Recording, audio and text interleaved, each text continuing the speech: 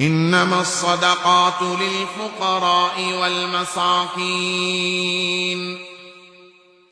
والعاملين عليها والمؤلفة قلوبهم وفي الرقاب والغارمين وفي سبيل الله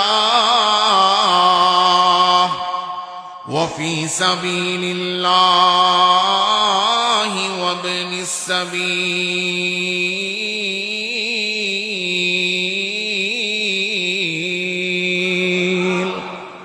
আল্লাহ তাআলা রব্বুল আলামিন বলতেছেন, তোমরা যে সাদাকা দিবা, যাকাত দিবা, ফিতরা দিবা, মান্নত দিবা, সদকাগুলো দিবা 7 শ্রেণীর লোককে।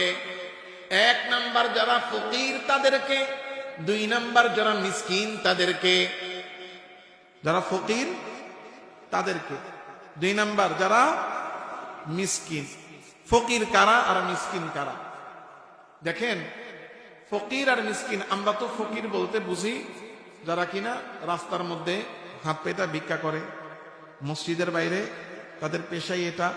আর এখন তো রাস্তায়, পথে, ঘাটে, স্ট্যান্ডে, বাজারে, মার্কেটে, সব জায়গায় রাস্তা গাড়িতে করে যাচ্ছেন, ট্রাফিক সিগন্যাল পড়ছে, দেখবেন সিরিয়াল দিয়া একজনের পর একজন আসতেছে। আর যদি খালি জানালা খুললে একজনকে দিতে পারছেন, তাইলে দেখবেন মোটামুটি যা আছে টের পেয়ে যায় যে এই গাড়ি থেকে দিছে, এখন সব এসে সিরিয়াল। এই যে যারা প্রফেশনাল ভিক্ষুক, আল্লাহ জানে আশেপাশে আসেনি, প্রফেশনাল ভিক্ষুক যারা, তাদের অধিকাংশের অবস্থা এমন যে একজন সাধারণ কর্মজীবী মানুষের মাসিক ইনকামের চেয়ে প্রফেশনাল ভিক্ষুকদের মাসিক ইনকাম 3 গুণ। এবং এখন এই প্রফেশনাল ভিক্ষায় যারা ভিক্ষাবৃত্তি করে, অধিকাংশ দেখা যায় যে জোয়ান মানুষ, সুস্থ মানুষ, এর অভাব নেই। কি এখন এদের অবস্থা এমন যে এরা অনেকেই আর্থিকভাবে তাদের অবস্থা এত স্বাবলম্বী যে এরা যাকাত নিবে দূরের কথা, এরা যাকাত দেওয়ার উপযুক্ত। কারণ এরকম অনেক শুনেছি যে ঢাকা শহরে ভিক্ষা করে এই টাকা গ্রামে নিয়ে সুদে লাগায়। এটা বাড়তে বাড়তে এমন যে এক একজনের 5 লাখ, 10 লাখ, 15 লাখ, 20 লাখ। আর মাঝে মাঝে তো অনেক সময় লেখা আসে এরকম, গাড়িতে কইরা আসে, আইসা গাড়ি থেকে নাইমা ভিক্ষা করে। এটা লেখা পাওয়া যায়, সত্য মিথ্যা আল্লাহ ভালো জানে। এই যে অবস্থা, এই ধরনের যারা ভিক্ষুক বা যারা ভিক্ষা করে, এনাদেরকে ফকির বলার সুযোগ নেই, এনারা প্রফেশনাল ভিক্ষুক। ফকির হলো এমন ব্যক্তি, যেই ব্যক্তি একেবারে নিঃস্ব, তার কিছু নাই, একেবারে নিঃস্ব। দুপুরে খাইছে, সে রাত্রে কি খাবে সেটাও সে জানে না। রাত্রে খাইছে, সকালের খাবার সে পাবে কি পাবে না সেটাও সে জানে না। এই যে একেবারে নিঃস্ব ফকির মানুষ আমাদের সমাজে বহু আছে। ধরেন যিনি রিক্সা চালায়, উনি সকালে রিক্সা চালাইতে বের হয়েছে, সারাদিন রিক্সা চালায় 600 টাকা ইনকাম করে আনছে, বাজার করছে, খেয়ে ফেলছে, শেষ। পরের দিন তার কোনো জমানো কোনো টাকা পয়সা নাই। পরের দিন যদি কাজ করে ইনকাম করতে পারে খেতে পারবে, নাহলে না খেয়ে থাকবে। এমন লোক আছে না? এই যে একেবারে নিঃস্ব লোক, এরা হলো ফকির। 2 নাম্বার মিসকিন। মিসকিন হলো এমন ব্যক্তি যে একেবারে নিঃস্ব না, একেবারে নিঃস্ব না, ঘর আছে, দুয়ার আছে, কিন্তু তার কাছে নেশাব পরিমাণ সম্পদও নাই, আর স্বাভাবিকভাবে চলার মতো অবস্থাও নাই।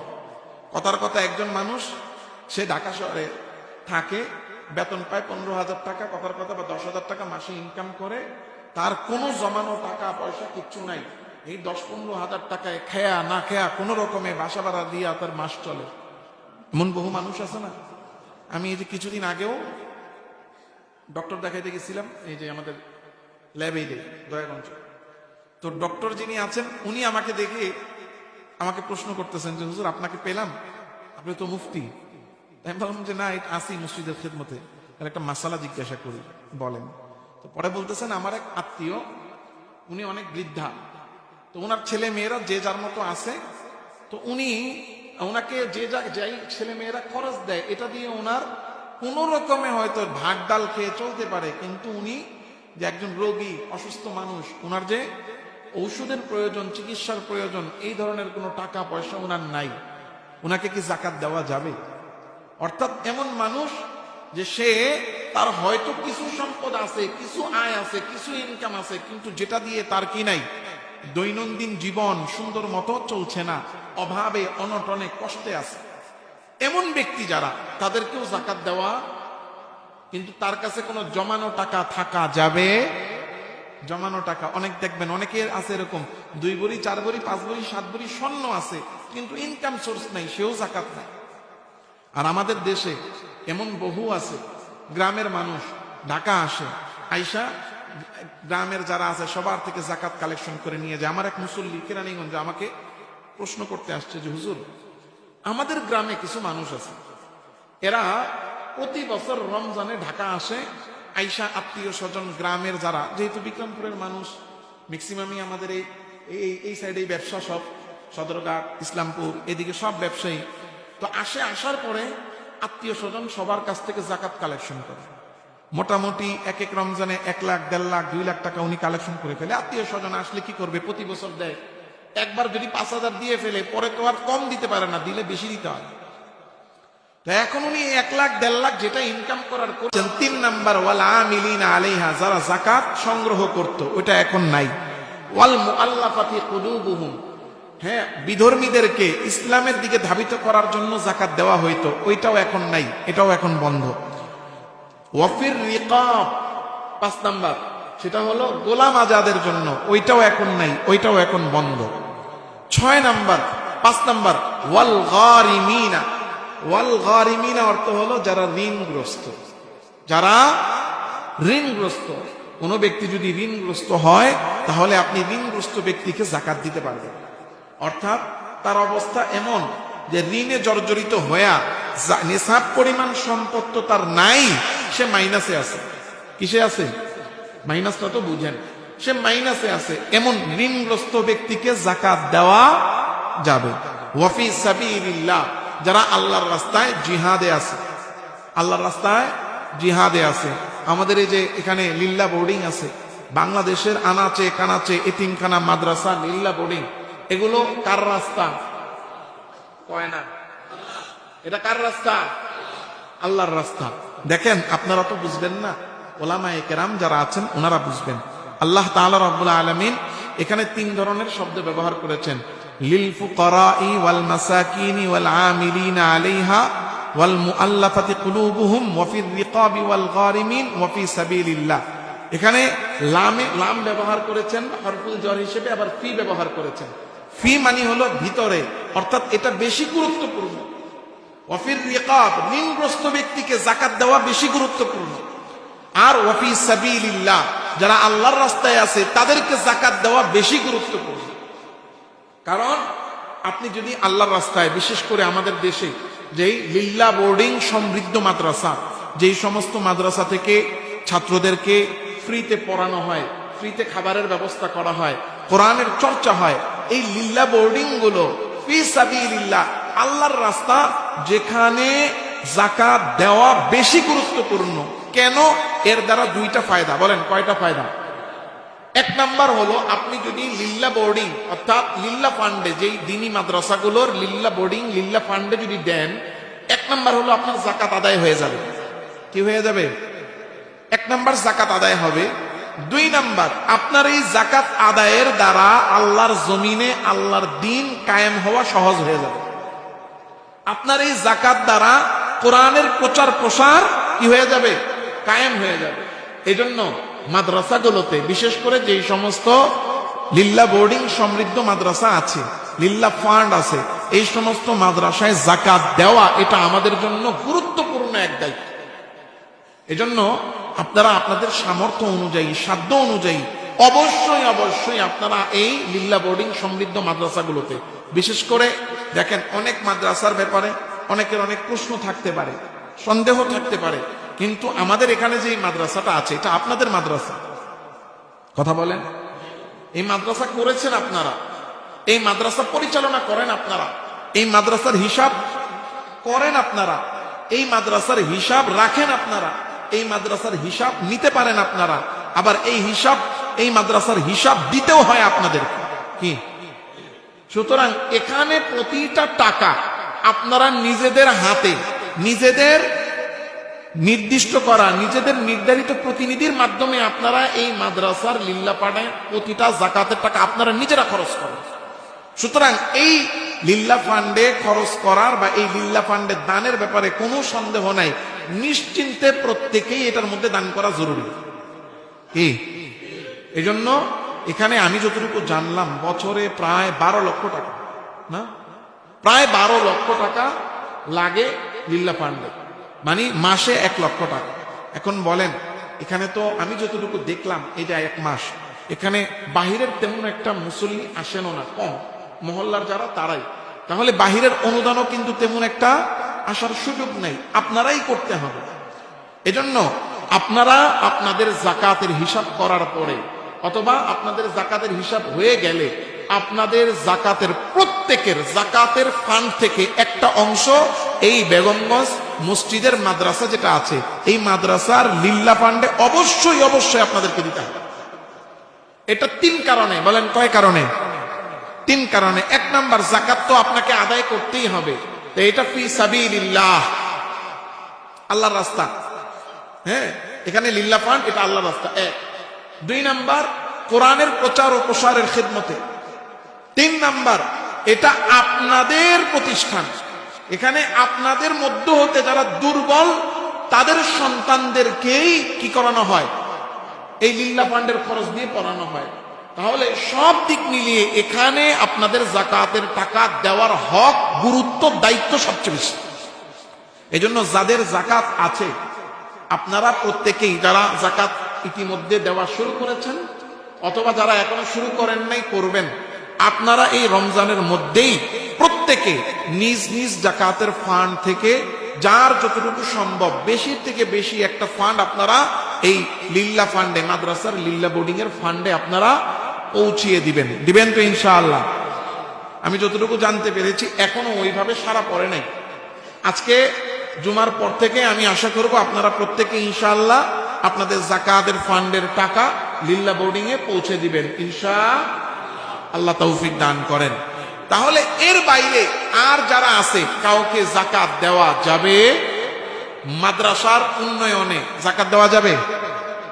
বুঝবেন, মাদ্রাসার উন্নয়ন কাজে জাকাত দেওয়া যাবে না, যেটাকে জেনারেল ফান্ড বলে ওটাতে দেওয়া যাবে না। লিল্লা ফান্ড, কি ফান্ডে? লিল্লা ফান্ড থাকলে সেখানে দিবেন, লিল্লা ফান্ড ছাড়া দেওয়া যাবে না। মসজিদের উন্নয়ন কাজে জাকাত দেওয়া যাবে? মসজিদে তো টাইলস লাগাচ্ছে, কত টাকা খরচ হচ্ছে, কিছু জাকাতের টাকা দেওয়া যাবে? যাবে না। কোন সংগঠনকে দেওয়া যাবে? কোন সংগঠনকে, কোন স্কুলকে? হ্যাঁ, এই 7টা খাত এর বাইরে কোথাও জাকাত দেওয়া যাবে না। হ্যাঁ, এখন যদি কেউ দায়িত্ব নেয়, ধরেন এলাকার মধ্যে একটা 5 জনের একটা সংগঠন আছে, যুবকরা একটা সংগঠন করছে, তারা জাকাতের টাকা সংগ্রহ করে আবার মাসরাফ অনুযায়ী খরচ করবে। এ ব্যাপারে আপনাকে নিশ্চিত হতে হবে যে তারা উপযুক্ত খাতেই খরচ করে, তাইলেই তাদেরকে উকিল বানায় দেওয়া যাবে। এখন আপনি দিলেন তাদেরকে, কথার কথা এলাকার 10 জন এসে বলতেছে যে আমরা একটা সংগঠন করছি, আমরা জাকাতের টাকা আদায় করে দেই, অমুক অমুক জায়গায় দেই। আপনি তাদেরকে দিলেন, দেওয়ার পরে তারা যদি এই জাকাতের টাকা জায়গা মতো খরচ না করে, হ্যাঁ, উপযুক্ত জায়গায় খরচ না করে, তাইলে কিন্তু আপনার জাকাত আদায় হবে। হ্যাঁ, কারণ জাকাত আদায় হওয়ার শর্ত হলো যে জাকাতের যে গ্রহীতা তার হাতে পৌঁছানো এবং তার মালিক হওয়া। গ্রহীতা মালিক না হলে জাকাত আদায় হবে। হ্যাঁ, গ্রহীতাকে মালিক বানিয়ে দিতে হবে। যাই হোক, আমরা জাকাত সম্পর্কে আসলে আমাদের আরো অনেক আলোচনা প্রয়োজন, অনেক জানাশোনা প্রয়োজন। আমরা যদি আবার আল্লাহ তৌফিক দেন আগামী বছর ইনশাআল্লাহ আবার জাকাত সম্পর্কে আরো কিছু মাসলা মাসাইল আমরা শুনবো, জানবো। এবং এর বাহিরেও আপনাদের যদি জাকাত সম্পর্কে কোনো প্রশ্ন থাকে, জানার থাকে, আমরা তো আসতেছি ইনশাআল্লাহ, আপনারা আমাদের কাছ থেকে জেনে নেবেন ইনশাআল্লাহ। এখন আমাদের জন্য গুরুত্বপূর্ণ একটা আমল হলো সাদকাতুল ফিতির। বলেন কি? আমরা যেটারে ফিতরা বলি। হ্যাঁ, এই যে সাদাকাতুল ফিতির এটা কি, এটা আমাদেরকে আগে জানতে হবে। আল্লাহর রাসূল সাল্লাল্লাহু আলাইহি ওয়াসাল্লাম আমাদের জন্য সাদকাতুল ফিতিরকে আবশ্যক করেছেন, ওয়াজিব করেছেন, ফরজ করেছেন। কাদের জন্য? যারা সামর্থ্যবান তাদের জন্য। হযরত আব্দুল্লাহ ইবনে আব্বাস রাদিয়াল্লাহু আনহুমা বলছেন, فرض رسول الله صلى الله عليه وسلم زكاة الفطر طهرة للصائم من اللغو والرفث وطعمة للمساكين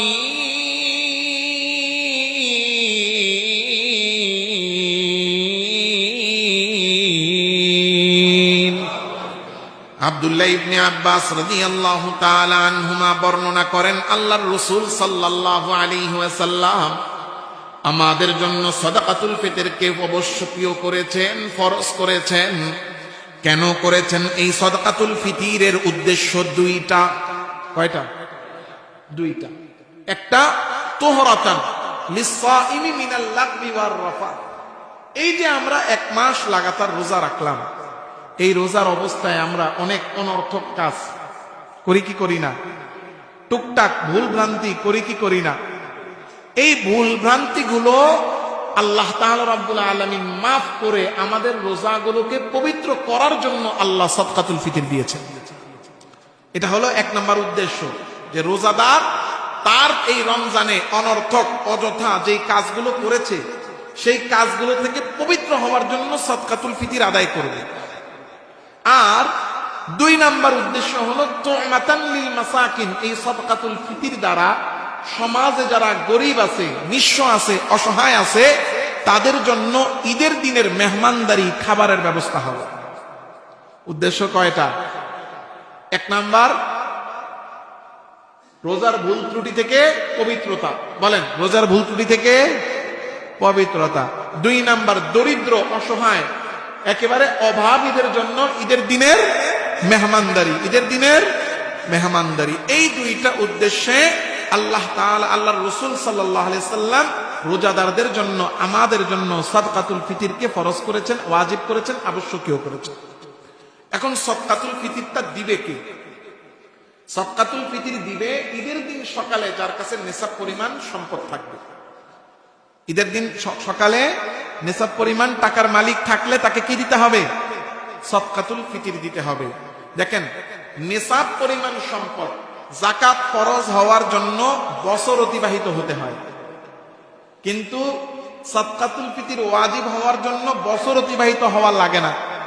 চান রাত্রে আপনার হাতে টাকা আসছে, যেই টাকার দ্বারা আপনার উপর, আপনার কাছে নিসাব পরিমাণ সম্পদ হয়ে গেছে, তাইলে আপনাকে ঈদের দিন সকালবেলা ওই টাকা আপনার কাছে থাকলে আপনাকে কি দিতে হবে?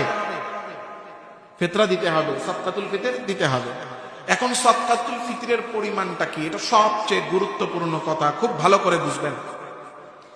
আমাদের দেশের একটা সিস্টেম হলো, রমজান শুরু হয় আর ইসলামিক ফাউন্ডেশন থেকে একটা ঘোষণা আসে, এ বছরের সর্বনিম্ন ফিতরা হলো 100 টাকা। কি আমরা সবাই এবার লাগাতার 100 টাকা করে দেওয়া শুরু করি। আয়েশা জিজ্ঞাসা করে, হুজুর এবছরের ফিতরা কত? কি খুব ভালো করে বুঝেন, আল্লাহর রাসূল সাল্লাল্লাহু আলাইহি ওয়াসাল্লাম ফিতরা কি দিয়েছেন, কিভাবে দিয়েছেন। হযরত আবু সাঈদ খুদরি রাদিয়াল্লাহু তাআলা আনহু থেকে বর্ণিত, কুন্না নুখরিজু যাকাতাল ফিতরি সাআম মিন তাআমিন আও সাআম মিন শাঈরিন আও সাআম মিন তামারিন আও সাআম মিন ইকআকিন আও সাআম মিন যাবিবিন। হযরত আবু সাঈদ খুদরি বলছেন রাদিয়াল্লাহু আনহু, যে আমরা নবীজির যুগে 5টা জিনিস দ্বারা ফিতরা দিতাম। বলেন কয় জিনিস? 5টা জিনিস দ্বারা ফিতরা দিতেন, যার মধ্যে খেজুর, কিশমিশ, পনির, কিশমিশ, খেজুর, খেজুর, কিশমিশ, পনির আর জব। খেজুর, বলেন খেজুর, কিশমিশ, পনির, জব, এগুলো দেওয়া হতো 1 সা, অর্থাৎ 3 কেজি 256 গ্রাম। 3 কেজি 256 গ্রাম। যারা খেজুর দিয়া সদকা করতেন 3 কেজি 256 গ্রাম খেজুর দিয়ে দিতেন। যিনি পনির দিয়ে সদকা করতেন, ফিতরা দিতেন, 3 কেজি 256 গ্রাম পনির দিয়ে দিতেন। যিনি জব দিয়া ফিতরা দিতেন, কতটুকু দিতেন?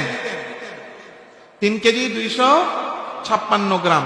যিনি কিশমিশ দিতেন, তিনি দিতেন কতটুকু? 3 কেজি 256 গ্রাম। এগুলো দিয়ে দিতেন। এর বাইরে আরেকটা জিনিস দিয়ে দেওয়া হতো, সেটা হলো আটা। সেটা কি? গম। গমের আটা যারা দিতেন তারা দিতেন আধা সা, অর্ধেক। সেটা কতটুকু? 1628 গ্রাম। 1628 গ্রাম। এখন প্রশ্ন হলো, আল্লাহর রাসূল সাল্লাল্লাহু আলাইহি ওয়াসাল্লামের পক্ষ থেকে এই 5 জিনিস দিয়ে ফিতরা দেওয়ার বিধান আছে। এখন প্রশ্ন, আরেকটা প্রশ্ন, যে খেজুর, কিশমিশ, পনির আর জব এগুলো দেওয়া হতো 3 কেজি 256 গ্রাম, কিন্তু আটা 1628 গ্রাম, অর্ধেক। কারণটা কি?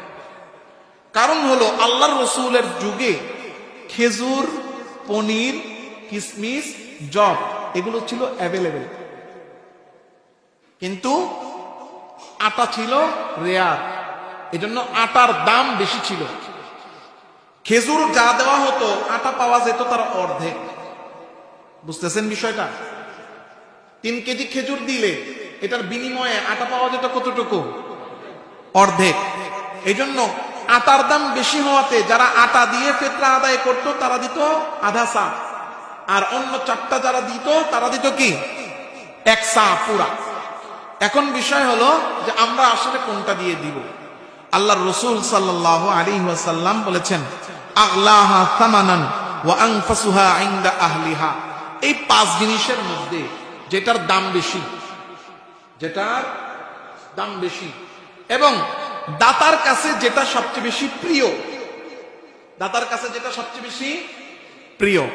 এখন আমরা দেওয়ার সময় গিয়েই তো প্রশ্ন করি ফিতরা কত, আর ফিতরা মানে হলো সর্বনিম্ন যেটা সেটা। কিন্তু এই 5 জিনিসের দাম কি সমান না ভিন্ন? ভিন্ন। এখন আমাকে এই 5টার মধ্যে যে কোনো একটা দিয়ে দিতে হবে, যে কোনো একটা দিয়ে দিলেই হবে।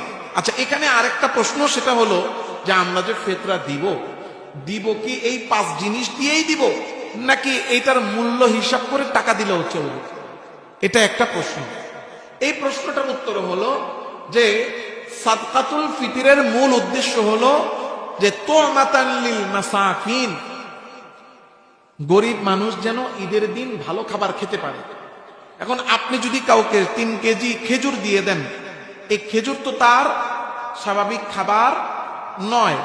এখন একজন স্বাভাবিক গরিব মানুষ তিনি এই খেজুর বাজারে ঘুরে ঘুরে বিক্রিও করতে পারবেন না। তাহলে এই খেজুর দেওয়ার যে উদ্দেশ্য ছিল সেই উদ্দেশ্য কিন্তু কি হবে না, হাসিল হলো না। তাইলে আপনি কি করবেন? আপনি যদি এই 5টার যে কোনো একটার মূল্য হিসাব করে তাকে টাকা দিয়ে দেন, তাও আপনার ফিতরা আদায় হয়ে যাবে। এখন কথা হলো যে আমরা কোনটার হিসাবে দিব, এই 5টার মধ্যে কোনটার হিসাবে দিব? আল্লাহ রাসূল বলেন আগলাহা সামানান, যেটার মূল্য যখন বাজারে বেশি থাকবে তখন, যেটার মূল্য বাজারে যখন বেশি থাকবে। ওয়া আনফাসুহা ইনদা আহলিহা, যিনি দিবেন তিনি যেটায় অভ্যস্ত, তার কাছে যেটা প্রিয়, তার কাছে যেটা পছন্দ, সেই অনুযায়ী দিবেন।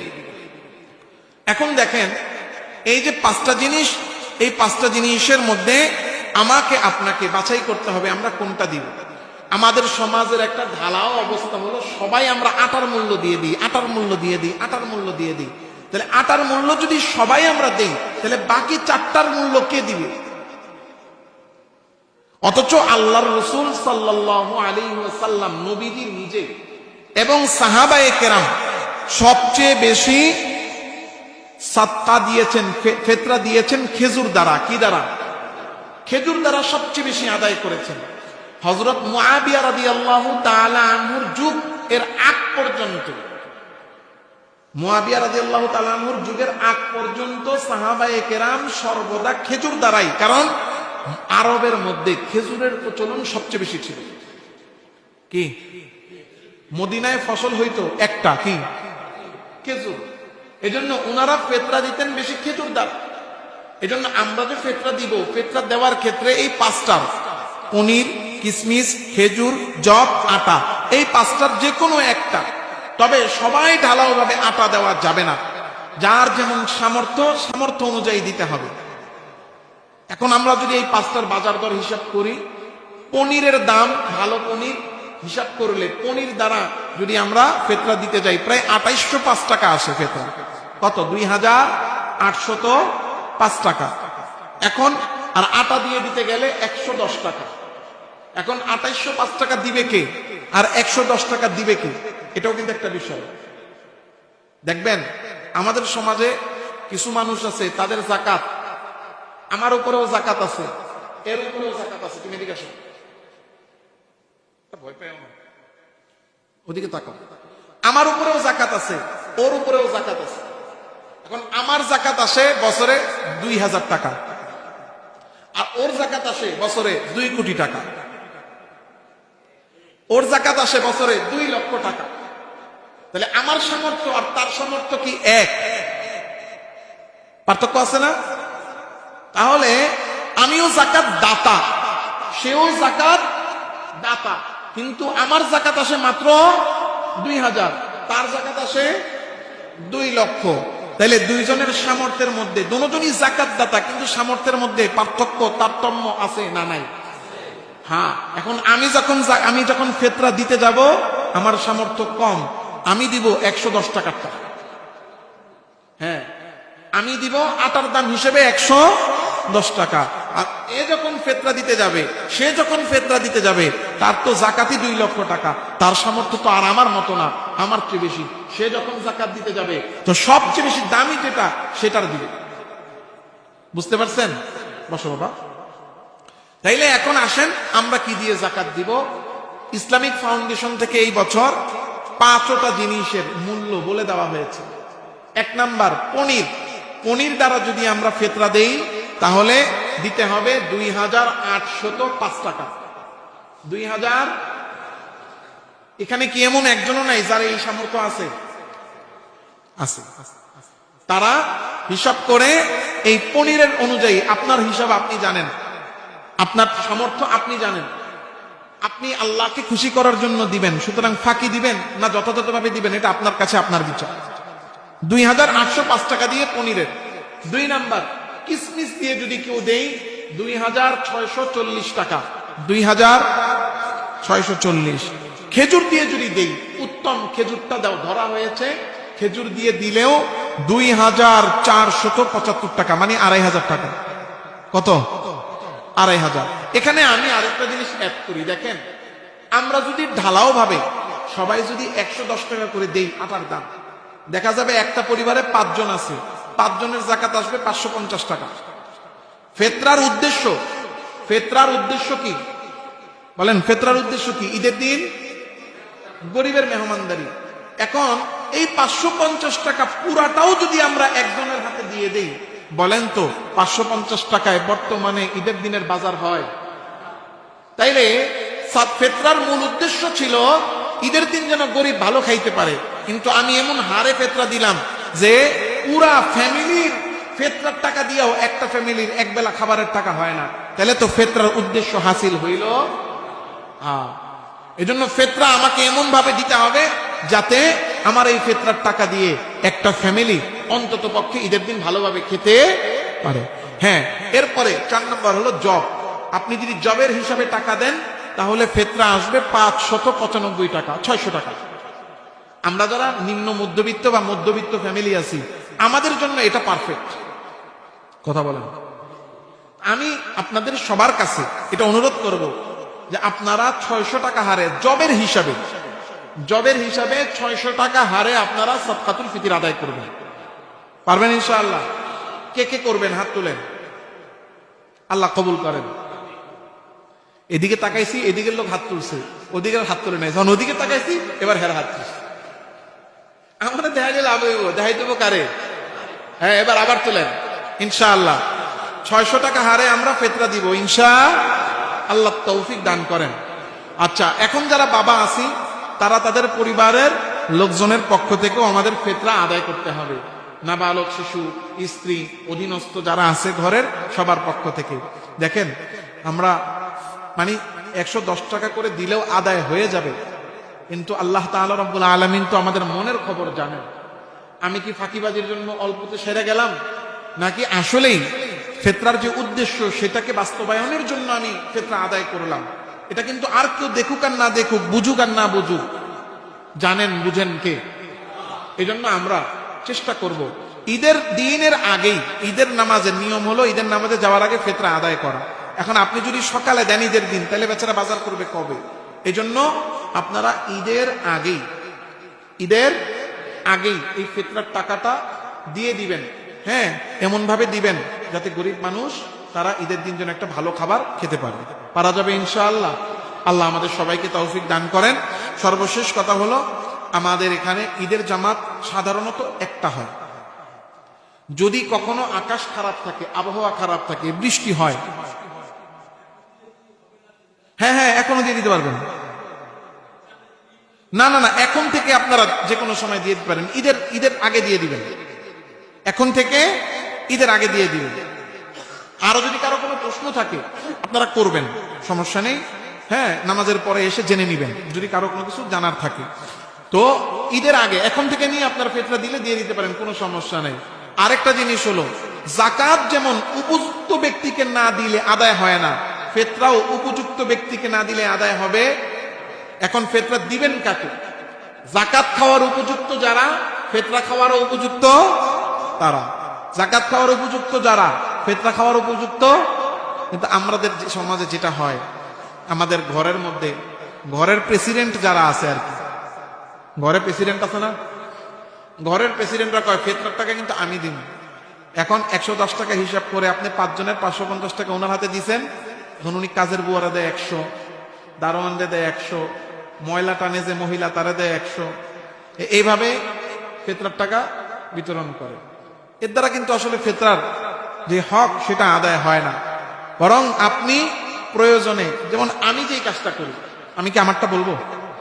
আমি যেভাবে করি, আমি যেই কাজটা করি, আমি গত বছর এটা করছি। সব সময় আমি যখন আমার থেকে আমার নিজের ক্ষেত্রে আমি নিজে দেওয়া শুরু করছি, মানে আমার পরিবার হয়েছে, তখন থেকে আমি যেটা করি যে আমি চেষ্টা করি আমার পরিবারের এক একজনের ফিতরার পরিমাণ এতটুকু ধরতে, যেইটা দিয়া একটা পরিবারের পরিপূর্ণ বাজার হয়।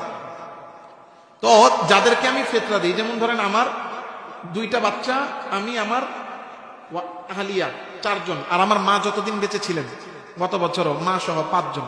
তা আমি আগে মনে মনে 5 জনকে ঠিক করি, 1 2 3 4 5 জনকে ঠিক করি যে একে একে দিব। তো তাকে গিয়ে বলি যে আপনার জন্য একটা হাদিয়া আছে, বলে দেওয়া জরুরি না, যাকাত ফিতরা বলে দেওয়া জরুরি না। আপনার জন্য একটা হাদিয়া আছে 500 টাকা 600 টাকা। এখন আমি কি আপনাকে টাকাটা দিব, নাকি এই টাকাটা দিয়ে ঈদের দিনে একটা বাজার করে দিব? তো স্বাভাবিকভাবেই যারা বুদ্ধিমান তারা বলে বাজার করে দিও। এখন যখন কিনা এটা বলে, তো এখন আমি গিয়ে ঈদের দিন তার যা প্রয়োজন, সেমাই, চিনি, দুধ, পোলার চাল, হ্যাঁ, এরপরে একটা মুরগি, 12টা ডিম, নুডলস, একেবারে ঈদের দিন সকাল থেকে নিয়ে রাত্র পর্যন্ত, বিকালের নাস্তা, সকালের নাস্তা থেকে শুরু করে টোটাল একটা প্যাকেজ করে 1200 1400 বা 1500 টাকা সর্বোচ্চ পড়ে। এইভাবে 5টা প্যাকেজ করে 5 জনকে আমি দিয়ে দিই। আগে তার কাছ থেকে অনুমতি নেই, কারণ আপনি খাবার দিলে এই 5টাই দিবেন, এটার পরিবর্তে অন্য কোনো খাবার দিবেন না, টাকা দিয়ে দিবেন। সেক্ষেত্রে আগে তার কাছ থেকে অনুমতি নেই। এই 5টা ফ্যামিলিতে যখন আমি আমার ফিতরাটা দিই, আলহামদুলিল্লাহ, আমি আপনাদেরকে শোনানোর জন্য বলতেছি না, শিখানোর জন্য। কিসের জন্য? শিখানোর জন্য। তো যেটা হয় যে আমার বাসার কাজের বুয়াকে আমি দিচ্ছি, তো তাকে আমি এই ঈদের দিনের বাজারটা, ফিতরার টাকাটা আগে বলে নেই যে আপনার জন্য একটা হাদিয়া আছে 500 টাকা, টাকা নিবেন না আমি ঈদের দিনের জন্য বাজার করে দিব? তুই বলে ভাই আপনি বাজার করে দিন। হ্যাঁ, বাসায় বলে যে ভাইরে বললেন বাজার করে দিন। তো আমি এখন বাজার যখন করতে যাই, পূর্ণাঙ্গ না হইলে তো আর বাজারটা দেওয়া যায় না, তখন আর আমার 500 টাকা বাজার থাকে না। আমি তখন তাকে কি করি, ওই 500 টাকার সাথে আরো যা ভরা লাগে আমার পকেট থেকে ভরে আমি পুরো বাজারটা করে দিই। ক্ষেত্র বিশেষ এমন হয়, একদিন না, তিনি 3 দিন 4 দিন পর্যন্ত এই খাবার খেতে পারবেন। এর দ্বারা ফিতরার হক সবচেয়ে বেশি আদায় হয়। তো আপনারাও এই কাজ করতে পারেন যে আপনি 3 জনকে টার্গেট করবেন যে আমি এই 3 জনকে ফিতরার টাকাটা দিব। তা আপনি তাদেরকে বলেন যে আমি তোমার জন্য একটা হাদিয়া রাখছি, তুমি 500 টাকা পাবা, এখন কি টাকা নিবা নাকি ঈদের দিনের জন্য তোমার বাজার করে দিব? যদি বলে যে বাজার করে দেন, তাহলে আপনি তারা সুন্দরভাবে একটা প্যাকেজ করে ঈদের দিন যা যা লাগে এটা আপনি তাকে দিয়ে দেন। পারা যাবে ইনশাআল্লাহ। আল্লাহ তৌফিক দেন। এটা আমি করি, শিখানোর জন্য আপনাদেরকে বললাম, শোনানোর জন্য না, শিখানোর জন্য। আচ্ছা, তো যে কথা আমরা বলছিলাম শেষ, আল্লাহ আমাদের সবাইকে ফিতরাগুলো হক আদায় করে যেন আদায় করতে পারি তৌফিক দেন। যাকাতের টাকা আপনারা খুব দ্রুত আপনারা আদায় শুরু করে দিবেন। আমাদের উপরে লিল্লা বোর্ডিং, লিল্লা ফান্ডে আপনারা অবশ্যই এলাকার প্রত্যেকটা বাসিন্দা আপনারা আপনাদের যাকাত থেকে কিছু এখানে দিবেন। 3 নাম্বার হলো বছর শেষ, রোজার পর থেকে নতুন বছর শুরু হবে আমাদের মাদ্রাসায়। এখানে 3টা বিভাগ আছে, নুরানি, নাজেরা, হিফজ। ইনশাআল্লাহ আমি যতটুকু দেখলাম জানলাম, যে মাদ্রাসার কমিটি, মসজিদের দায়িত্বশীল যারা, ওনারা মাদ্রাসাকে সুন্দরভাবে ঢেলে সাজিয়ে পড়ালেখার মান উন্নত করার জন্য যা যা পদক্ষেপ নেওয়া